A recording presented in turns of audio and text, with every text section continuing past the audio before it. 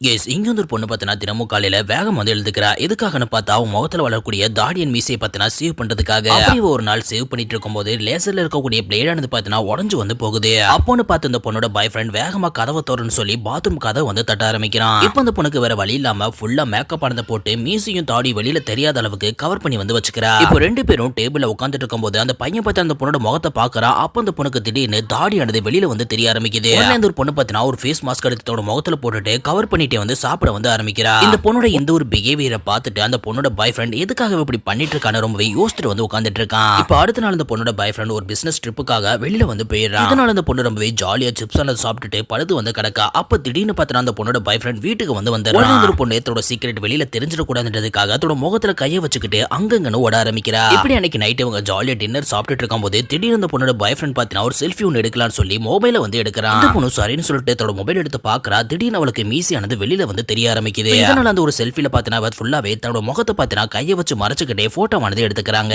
அந்த பொண்ணோட கையை எடுன்னு சொல்லி இழுக்கிறான். அப்ப அந்த பொண்ணு ரொம்பவே கோபமாகி அந்த பையனோட தலையை பார்த்தீங்கன்னா டேபிள்ல ஓங்கி ஒரு இடி ஒன்று இடிச்சு விட்டுறா. இப்போ சேவிங் கிரீமானது எடுத்து தன்னோட முகத்துல போட்டுட்டு கிச்சன்ல இருக்கக்கூடிய நைஃப் எடுத்து தன்னோட முகத்துல இருக்கக்கூடிய தாடியன் மீசையை பார்த்தீங்கன்னா சீவ் பண்ணி வந்து எடுத்துறா. ஒரு சமயம் இந்த பொண்ணோட பாய் ஃப்ரெண்ட் பாத்ரூம்குள்ள வந்து வந்துடுறான். வந்து தன்னோட கேர்ள் ஃப்ரெண்டை திட்டத்தான் போறான்னு பார்த்தா என்னோட ஃபால்ட்டுக்கு என்ன மறைச்சுக்குன்னு சொல்லி காலில் விழுந்து பார்த்தீங்கன்னா மன்னிப்பானது கேட்டுட்டு இருக்கான்.